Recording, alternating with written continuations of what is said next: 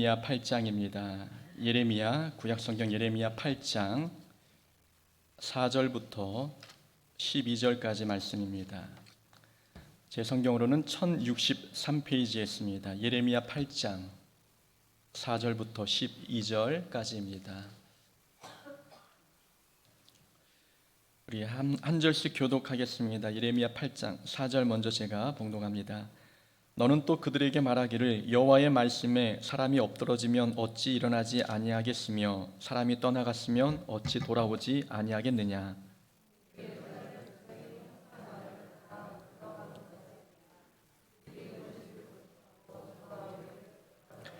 내가 귀를 기울여 들은즉 그들이 정직을 말하지 아니하며 그들의 악을 뉘우쳐서 내가 행한 것이 무엇인고 말하는 자가 없고 전쟁터로 향하여 달리는 말같이 각각 그 길로 행하도다.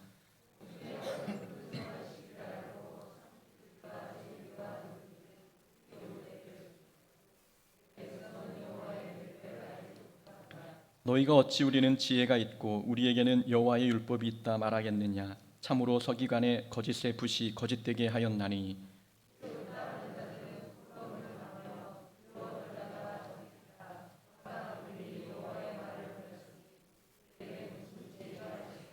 그러므로 내가 그들의 아내를 타인에게 주겠고 그들의 밭을 그 차지할 자들에게 주리니 그들은 가장 작은 자로부터 큰 자까지 다 욕심내며 선지자로부터 제사장까지 다 거짓을 행함이라.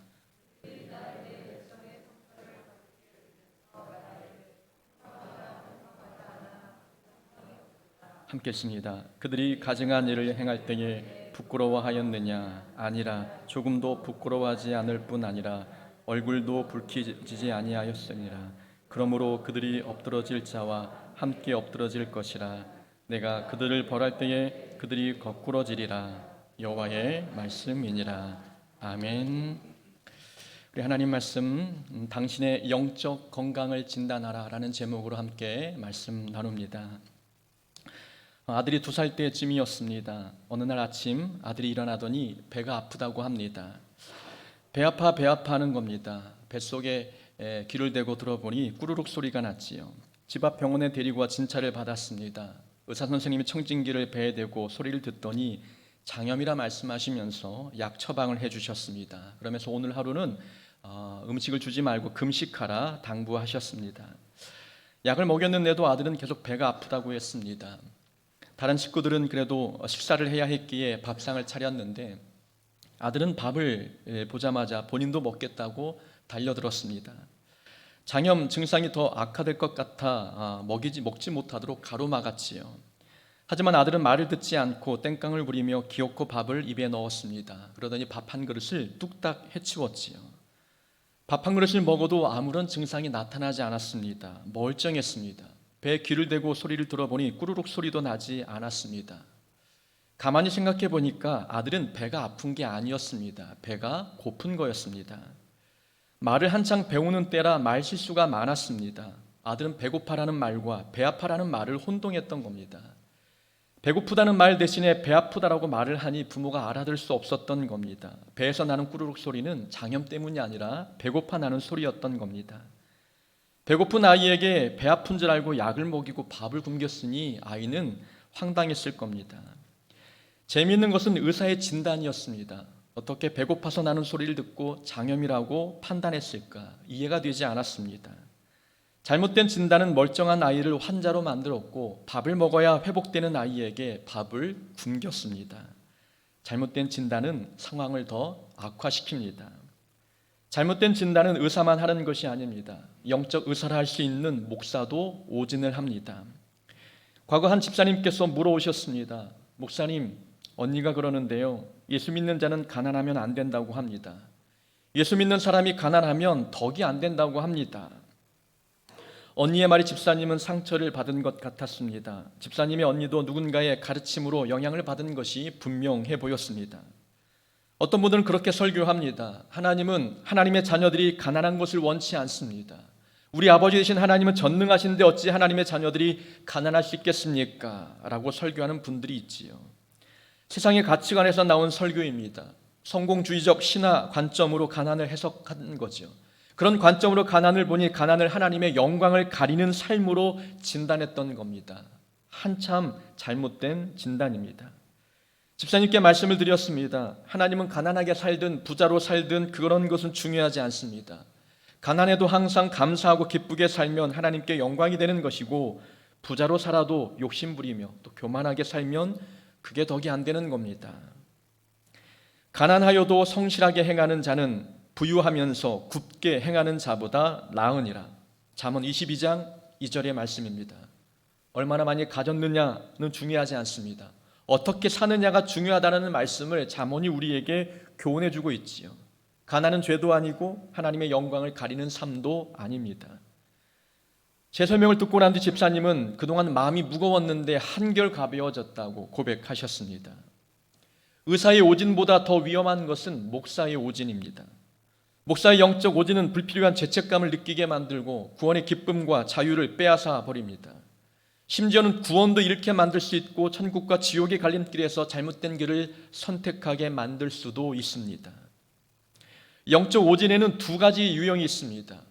문제 없는 삶을 문제 있다고 오진하는 것, 또는 문제가 많은데 문제 없다고 오진하는 것. 간단히 말하면 의인을 죄인으로 취급하고 죄인을 의인이라고 칭하는 영적 오진이 이렇게 두 가지의 유형으로 나타납니다. 앞에서 예로 들었던 집사님의 일화는 첫 번째 유형에 해당이 됩니다. 문제 없는 삶을 살고 있는데 문제 있는 삶이라고 오진한 경우이지요. 이보다 더 심각한 오진은 두 번째 유형입니다. 그렇게 살면 안 되는데, 저렇게 살면 정말 하나님 앞에 안 되는데 그런 사람에게 괜찮습니다, 아무 문제 없는 삶입니다, 잘하고 계십니다 라고 말하는 것, 치명적인 오진입니다. 예레미야 선지자가 활동하던 시기 남유다가 바로 두 번째 유형에 해당되었습니다. 예레미야 선지자는 남유다 백성들에게 보냄을 받은 선지자였습니다. 북이스라엘은 이미 아수르에 의해 멸망을 당했지요. 남유다 왕국도 멸망 직전에 놓였습니다. 남유다의 영적 상태는 매우 심각했지요. 예레미야 2장에 보면 우상의 숫자와 성읍의 수가 같다고 기록되어 있습니다. 우상의 수와 성읍의 수가 같다는 것, 그것은 성읍 하나에 적어도 우상을 위한 제단이 하나 이상씩 있다는 것을 우리에게 말씀해 주고 있는 겁니다. 우상 숭배는 백성들의 삶 깊숙이 들어와 있었습니다. 오죽하면 하나님께서 선왕이 많았던 이 유다를 멸망할 계획까지 세우셨겠습니까? 백성들의 타락은 극에 달해 있었습니다. 그런데도 불구하고 영적 리더들은 유다의 영적 상태를 이렇게 진단했습니다. 11절입니다. 그들이 딸 내 백성의 상처를 가볍게 여기면서 말하기를 평강하다 평강하다 하나 평강이 없도다. 유다 백성들의 영적 상처를 가볍게 여기면서 말하는 겁니다. 정말 문제 있는 삶인데 평강하다 평강하다 말하고 있는 거죠. 예레미야 선지자가 볼 때 유다 백성의 영적 증상은 가벼운 질병이 아니었습니다. 대수술이 필요한 중증 응급 환자였지요. 그러나 어떤 선지자들은 평강하다 평강하다, 괜찮아 괜찮아 잘하고 있어라고 말했던 겁니다. 마치 말기 암 환자에게 비타민 드링크제를 주면서 피곤해서 그런 겁니다, 이거 드시고 푹 주무시면 발짱하게 나을 겁니다 라고 말하는 것과 같았습니다. 하나님의 심판이 코앞으로 다가와 나라의 운명도 얼마 남지 않았습니다.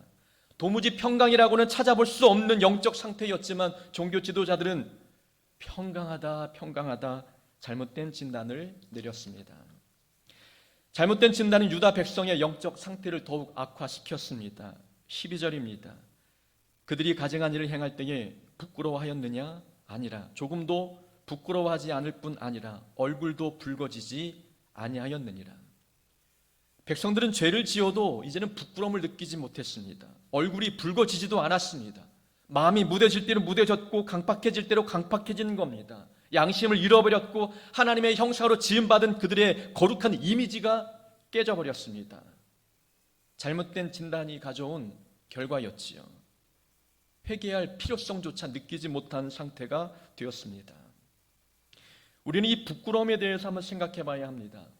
유다 백성들은 죄를 짓고 부끄러워하지 않았지요. 그런데 아담과 하와는 죄를 짓고 난 뒤 하나님 앞에 부끄러워서 숨었습니다. 아담과 하와는 죄를 짓고 부끄러움을 느꼈는데 남유다 백성들은 부끄러워하지 않았다라는 거죠. 이 두 표현은 다른 것 같지만 사실 같은 겁니다. 부끄러움은 누구와 더 친숙한지를 보여줍니다. 친숙한 사람 앞에서는 부끄러움을 잘 느끼지 못하지요. 그렇지 않습니까? 만약 여러분들이 남편 앞에서 방귀를 뀌었다고 생각해 보십시오. 그 방귀 낀 게 부끄럽습니까? 아닙니까? 남편은 한 몸이기 때문에 부끄럽지 않습니다. 만약 제 앞에서 여러분이 방귀를 뀌었다면 여러분 부끄럽습니까? 부끄럽지 않습니까? 이 부끄러워해야 당연한 일이지요. 물론 몇몇 분들은 안 그럴 분도 계시긴 합니다. 본인이 껴놓고 저에게 꼈다고 뒤집어 씌울 분도 아마 계시겠지요. 이 부끄럽다는 사실은 그 사람과 내가 가깝지 않다는 뜻입니다. 아담과 하와가 죄를 짓고 하나님 앞에 부끄러워했습니다. 그것은 친숙했던 하나님과 이제는 멀어졌다는 겁니다. 남유다 백성들이 죄를 짓고 부끄러워하지 않았다. 이것은 죄 앞에 부끄럽지 않다는 말입니다. 죄와 하나가 되었다는 것을 뜻하는 겁니다. 영적 지도자의 오지는 유다 백성을 죄와 한몸 되게 했습니다. 영적 지도자들의 잘못된 진단이 영적 나병에 걸리게 했던 거죠. 영적 나병은 고통을 느끼지 못합니다. 죄가 들어왔으면 그 죄가 마음을 불편하게 해야 되는데 죄에 대해서 부끄럼조차 죄책감조차 느끼지 못한 상태가 되었습니다. 우리의 영적 건강은 어떻습니까? 성도들도 자기 스스로 신앙을 진단하며 살아갑니다. 나만큼 신앙생활하면 잘하고 있는 거야. 이 정도면 충분하지 않겠어? 자기 진단으로 신앙생활의 수위를 조절합니다. 나 너무 열심히 한 것 같아. 좀 줄이자. 나는 이번에 좀 게으른 것 같아. 좀 더 열심히 하자. 자기 판단으로 신앙생활의 수위를 조절하는 모습들을 많이 봅니다. 그렇다면 스스로에게 내린 영적 진단은 정말 정확하고 객관적인 겁니까? 만약 우리가 우리의 삶들을 진단할 때 우리의 진단이 하나님 앞에 잘못되었다면 그 결과는 어떻게 하겠습니까? 영적 건강을 체크할 수 있는 몇 가지 질문을 한번 준비해 보았습니다. 여러분들의 삶을 한번 돌아보면서 점수를 매겨보면 좋겠습니다. 설교 말씀이 잘 들리십니까? 귀로 듣는 것을 말하는 게 아닙니다. 마음으로 하나님 말씀을 잘 받아들이고 있습니까? 우리 입에서는 긍정의 말, 축복의 말이 나오고 있습니까? 우리의 비전과 소원이 하나님과 관련이 있습니까? 하나님과 관계없는 소원을 품고 있다면 하나님의 살림의 최우선이 아니라는 뜻입니다. 또한 물질과 환경에 대해서 여러분 자족하고 계십니까? 자족하지 않고 있다면 마음의 욕심과 탐욕이 자리 잡을 수도 있습니다. 우리는 화평을 만들어가는 사람입니까? 화평을 만들지 못하고 있다면 마태복음 5장의 말씀에 근거해서 우리는 하나님의 자녀라 말할 수 없습니다. 하나님이 주신 은사를 옳은 방향으로 사용하고 있습니까? 섬기는 목적입니까? 아니면 교만을 자랑하는, 자기를 자랑하는 교만의 도구입니까? 우리의 영적인 면역력은 또 어떻습니까? 과거에 상처받았던 말이나 사건이 지금도 동일하게 상처가 되고 또 마음을 아프게 합니까? 그렇다면 영적 면역력이 과거에 비해서 별로 좋아진 것은 아닙니다. 영적 건강을 체크하는 질문 중 가장 기본이 되는 질문이 있습니다. 우리는 하나님 살아계심을 믿고 있습니까? 우리는 구원의 확신이 있습니까? 지금 당장 하나님이 부르시면 정말 우리는 천국에 갈 수 있는 확신이 있습니까? 이 질문에 자신 있는 대답을 하지 못한다면 우리가 과연 거듭났는지부터 살펴봐야 합니다. 오늘 본문은 유다 백성들의 심각한 영적 상태를 보여주고 있습니다. 유다 백성의 영적 상태를 우리가 살펴보면서 우리의 영적 상태는 그들과 어떻게 다른지 한번 진단해보는 시간이 되었으면 좋겠습니다. 4절과 5절의 말씀입니다. 너는 또 그들에게 말하기를 여호와의 말씀에 사람이 엎드러지면 어찌 일어나지 아니하겠으며 사람이 떠나갔으면 어찌 돌아오지 아니하겠느냐. 이 예루살렘 백성이 항상 나를 떠나 물러가면 어찌함이냐. 그들이 거짓을 고집하고 돌아오기를 거절하도다. 정상적인 사람이라면 넘어졌을 때는 다시 일어납니다. 돌뿌리에 걸려 넘어졌는데 땅바닥이 안방인 것처럼 마냥 누워있는 사람은 없지요. 또한 잘못된 길로 가게 되면 유턴해서 돌아 나오는 것이 정상입니다. 잘못된 길인지 알면서도 멈추지 않고 계속 가는 것, 그런 사람들은 없지요. 유다 백성은 정상적이지 않았습니다. 유다 백성은 죄에 넘어졌는데 일어나지 않았습니다. 사망의 길로 가면서도 유턴하지 않았던 거죠. 한마디로 그들은 영적 복원력을 상실했습니다. 본문에서 제시하는 영적 건강을 진단하는 첫 번째 질문이 있습니다. 과연 우리에게는 영적 복원력이 있습니까? 복원력은 비행기나 배와 관련된 단어입니다. 평형을 유지하던 비행기와 배는 바람이나 파도에 인해 한쪽으로 기울어질 때가 있습니다. 이때 원래 위치로 되돌리려는 힘이 바로 복원력입니다. 복원력이 없으면 배나 비행기는 외부의 작은 힘에도 침몰하거나 추락하지요. 안전하게 운행하는데 가장 중요한 것은 복원력입니다. 신앙생활에서도 영적 복원력은 무엇보다 중요합니다. 신앙생활에서 중요한 것, 넘어지지 않는 것이 중요한 것이 아니라 넘어졌을 때 빨리 일어나는 것이 더 중요합니다. 영적 복원력이 있는 사람은 실족하여 넘어져도 벌떡 일어납니다. 상처를 받긴 했지만 옷에 묻은 먼지를 털어내듯 상처를 툭툭 털어버리고 빨리 자기 자리로 돌아갑니다. 그러나 복원력이 없는 사람은 작은 시험거리에도 크게 흔들립니다. 그리고 넘어졌을 때는 다시 일어날 생각을 하지 않습니다. 믿음을 포기해버립니다. 우리의 영적 복원력은 얼마나 그 회복력이 빠릅니까? 죄를 지었을 때 빨리 회개하고 돌이키십니까? 상대방에게 잘못했을 때 얼마나 빨리 용서를 구하십니까? 또 상처 준 사람을 만나면 그들을 얼마나 빨리 용서해주고 있습니까? 비난을 들으면 마음은 아프지만 그 비난을 얼마나 빨리 유익으로 바꾸십니까? 시험에 들어 교회 가기 싫을 때가 있었습니까? 그렇다면 얼마나 빨리 다시금 그 믿음을 회복하셨습니까? 우리는 영적 복원력이 좋은 편에 속합니까? 그렇지 않은 편에 속하십니까? 다윗은 영적 복원력이 좋은 사람이었습니다. 다윗은 권력 남용, 직무유기, 거짓말, 강간, 간통, 살인, 교사죄를 지었습니다. 이 모든 죄가 밧세바와 그의 남편 우리아를 상대로 행해졌습니다. 나단 선지자가 다윗을 찾아와 죄를 고발했습니다. 왕은 여호와를 업신여기고 하나님 보시기에 악을 행하셨습니다. 다윗은 왕이었습니다. 다윗은 나단 선지자를 주되새도 모르게 제거할 수 있는 위치에 있는 사람이었지요. 나단 선지자만 사라진다면 다윗의 죄는 아무도 모를 죄였습니다. 그러나 다윗은 책망을 듣고 내가 하나님께 죄를 범하였습니다 고백하며 침상이 젖도록 눈물로 회개했습니다. 다윗은 넘어졌지만 빨리 회복하는 영적 복원력이 좋은 사람이었습니다. 아간이라는 사람은 그 반대였습니다. 여리고성을 함락한 후 하나님께 바쳐야 할 전리품 중 일부분을 아간이 감추었습니다. 아간의 죄로 인해 이스라엘은 작은 아이성과의 전투에서 패배했지요. 하나님께서는 누가 전리품을 도둑질했는지 아셨습니다. 그러나 하나님은 단번에 아간을 지목하지 않으셨습니다. 대신 제비를 뽑게 했지요. 12지파 대표가 나와 제비를 뽑으니 유다 지파가 뽑혔습니다. 유다 지파에 속한 가문을 모아놓고 또 제비를 뽑으니 세라 족속이 뽑혔습니다. 세라 족속의 자손들 중에서 남자를 모아 제비를 뽑으니 갈미가 뽑혔고 갈미의 아들들 다 불러 모아 제비를 뽑으니 아간이 뽑혔습니다. 하나님은 범인을 아셨지만 복잡한 제비 뽑기를 통해 아간을 색출해내셨습니다. 이유가 무엇 때문입니까? 스스로 죄를 고백할 수 있도록 아간에게 시간을 주신 겁니다. 하나님은 아간이 스스로 회개하고 자복하기를 기다리셨습니다. 사람들은 죄를 들켜야만 회개합니다.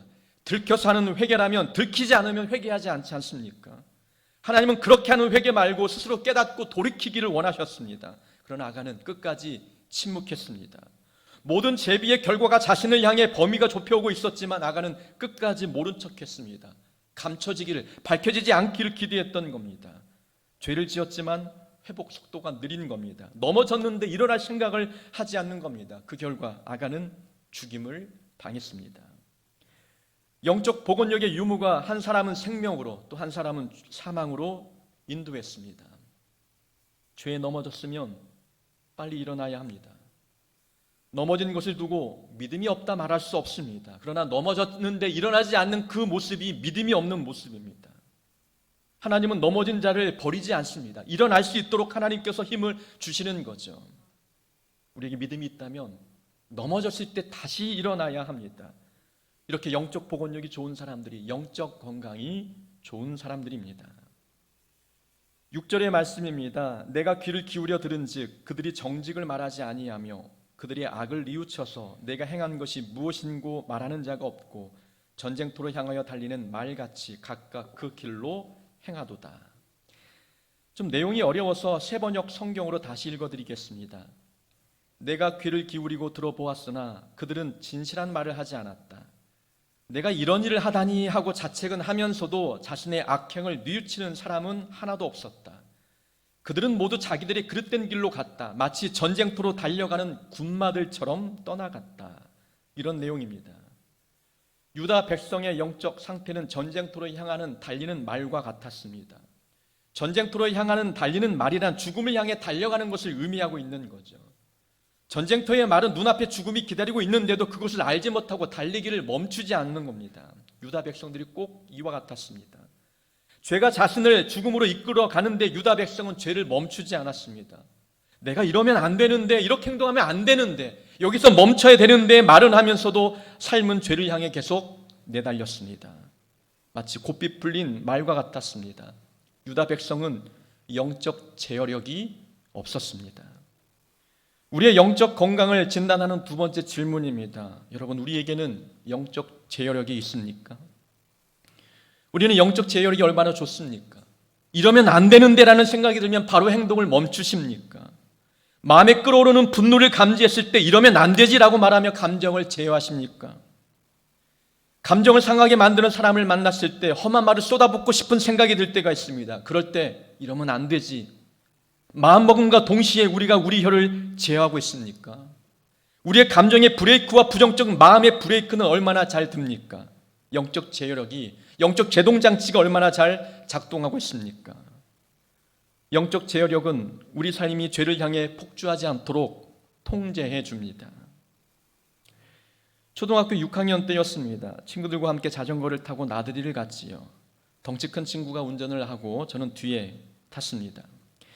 고양동에 살고 있었는데 고양동에서 광탄을 넘어가려면 산을 몇 차례 넘어야 했습니다.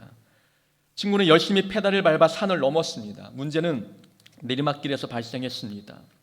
친구는 오르막길에서 손해본 체력을 내리막길에서 보상이라도 받고 싶었는지 내리막길을 신나게 내달렸습니다. 산에 있는 도로는 직선이 아니라 보통 지그재그로 나 있습니다. 내리막길의 커브길을 돌 때마다 원심력이 생겼고 그럴 때마다 가속력이 더 가중되었습니다. 앞에 급 커브길이 보였습니다. 급 커브길을 타지 아니하면 그 앞에는 바로 낭떠러지였지요. 속도를 지금 줄이지 아니하면 낭떠러지에 떨어질 수밖에 없는 상황이었습니다. 친구는 브레이크를 잡았습니다. 그러나 때는 늦었지요. 달리는 속도를 이 브레이크가 제어할 수 없는 겁니다. 속도가 더 붙었고 친구와 저는 살기 위해서 달리는 자전거에서 뛰어내렸습니다. 저는 콘크리트로 만든 가드레일에 가슴을 부딪혔지요. 숨이 턱 하고 멎었습니다. 아, 이렇게 죽는구나라는 생각이 들었습니다. 그때 가슴이 아니라 머리에 부딪혔다면 아마 저는 이 자리에 있지 못했을 겁니다. 브레이크가 고장난 자전거가 목숨을 빼앗을 뻔했습니다. 영적 제어력을 상실한 인생은 영혼을 죽일 수도 있는 겁니다. 이제 자전거를 탈 때 요령이 있습니다. 내리막길이 보이면 중간중간 가속력이 붙기 전에 브레이크를 잡습니다. 예배 시간은 삶의 브레이크를 잡는 시간입니다. 일주일 동안 바쁘게 내달려온 인생, 혹시 죄를 향해 치닫는 인생은 아니었는지 말씀을 들으면서 잠시 돌아봐야 하는 시간이 바로 예배 시간입니다.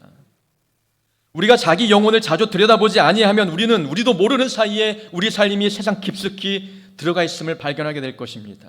생각보다 세상에 빠져들어가는 속도는 매우 빠릅니다. 예배 생활에 게으르고 평소 기도와 말씀 생활을 하지 않으면 우리는 죄에 빠져가는 속도를 제어하기 어렵습니다. 브레이크가 제동 능력을 상실하기 전에 우리는 말씀 앞에 서서 자기의 영적 건강을 날마다 체크해 봐야 합니다. 제동 장치가 말을 듣지 않기 전에, 가속력이 붙어서 붙잡기 어렵기 전에 우리는 날마다 말씀 앞에 우리 자신을 세워나가야 합니다. 죄를 향해 달려가는 삶의 브레이크를 잡고 싶다면 방법이 하나 있습니다. 결과를 미리 생각해 보는 겁니다. 이렇게 달려갔을 때 어떤 결과가 닥칠지를 미리 예상해 보는 거죠. 10절의 말씀입니다. 내가 그들의 아내를 타인에게 주겠고 그들의 밭을 그 차지할 자들에게 주리니. 유다 백성이 죄악에서 돌아서지 아니하면 하나님은 전쟁을 보내시겠다 말씀하셨고 전쟁을 통해 아내를 잃게 만들고 삶의 터전을 잃어버리게 만들겠다 말씀하셨습니다. 하나님은 죄의 결과를 말씀하시는 겁니다. 눈앞에 있는 쾌락만 쫓지 말고 결과를 생각하라는 말씀입니다. 지금 멈추지 않으면 끔찍한 결과를 맞이하게 될 텐데 그래도 전쟁터로 달려가는 말처럼 죄를 향한 그 발걸음을, 그 다름질을 멈추지 않을 것이냐라고 하나님이 말씀하는 겁니다. 불행한 결과가 무엇인지를 보라는 겁니다. 가정이 어떻게 파괴되고 나라가 어떻게 멸망하게 될지 결과를 하나님이 미리 보여주시는 것입니다. 결과를 알면 지금 멈추지 않을까라는 생각 때문이었던 거죠. 결과를 미리 생각해 보면 우리는 멈출 때를 압니다. 이렇게 달려가서는 안 되는 것이고 이렇게 살면 안 된다는 것을 결과를 아는 자들은 깨닫는 겁니다. 우리는 결과를 알기 때문에 예수 믿는 것 아닙니까? 우리는 주님 오시는 날 어떤 결과가 맞이하게 될지 우리는 익히 알고 있습니다. 결과를 미리 생각하는 사람은 믿음 생활 제대로 할 수밖에 없는 거죠. 말을 뱉어놓고 후회하는 사람이 많습니다. 결과를 생각하지 않고 말하기 때문이지요. 혈기를 부리고 난 뒤 후회할 때도 있습니다. 결과를 생각하지 않았기 때문입니다. 광야에서 40년을 생활했던 이스라엘 백성들, 불평과 원망의 결과가 가나안 땅에 들어가지 못하는 것임을 미리 알았다면 아마 분명 불평하지 않았을 것입니다. 결과를 생각하지 않고 살면 우리의 영적 브레이크는 고장날 수밖에 없습니다. 하나님께서 아니라고 말씀하시면 빨리 멈추는 것이 믿음입니다. 지금 우리의 행동이 몰고 올 결과를 미리 생각하면서 하나님이 멈추라 말씀하시면 멈춰야 됩니다. 돌이키라 말씀하시면 돌아서야 되는 것입니다. 이것이 바로 영적 제어력입니다. 영적 제어력이 있는 사람은 무엇보다 믿음이 좋은 사람, 영적으로 건강한 사람입니다.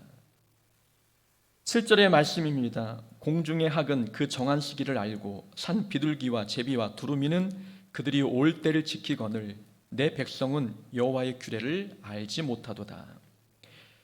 철새들에 대한 말씀입니다. 철새들은 기후 변화에 따라 서식처를 옮겨 다닙니다. 겨울에는 남쪽으로 갔다가 봄과 여름이 되면 북쪽으로 다시 돌아오지요.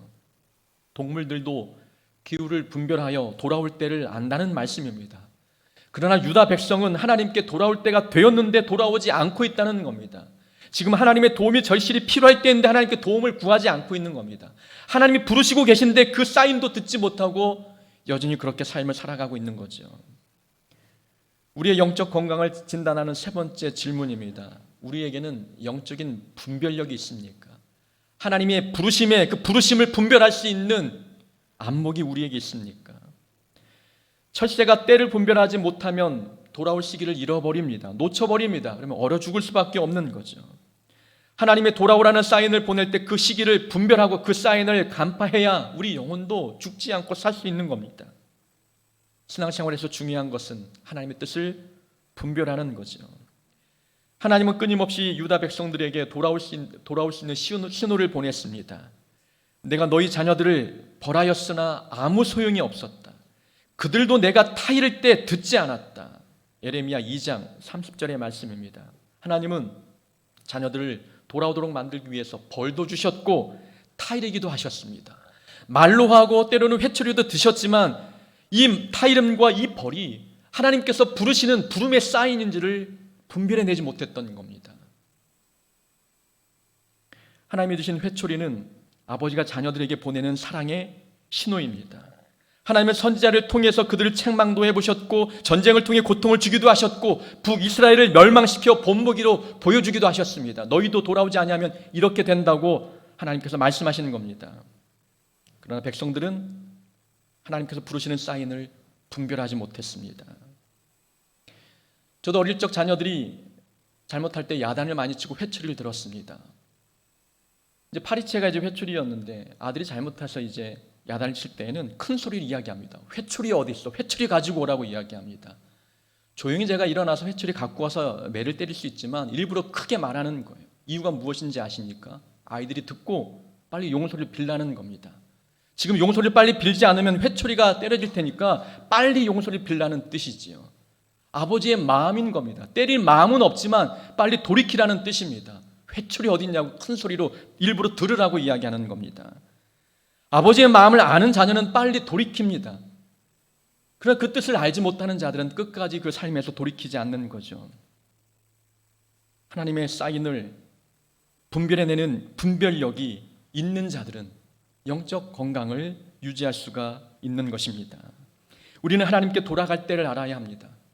하나님이 부르시고 있는 그 사인을 파악할 수 있는 자가 되어야 합니다. 건강한 신앙생활은 이렇게 올바른 진단에서부터 출발합니다. 잘못된 진단은 치료 시기를 놓쳐 회복 불가능한 상태로 만들어 버립니다. 우리에게는 영적인 복원력이 있습니까? 또 영적 제어력이 있습니까? 하나님께 돌아갈 때를 아는 분별력이 있으십니까? 정확한 진단은 영적 질병을 미연에 방지할 수 있습니다. 우리 교회에 속한 모든 성도님들은 하나님의 말씀 앞에 날마다 서서 우리의 영적 건강을 날마다 진단할 수 있는 자가 되기를 원합니다. 그래서 늘 건강하고 또 하나님이 주시는 참된 평강을 누리며 살아가는 신앙생활 되기를 주의 이름으로 축원합니다.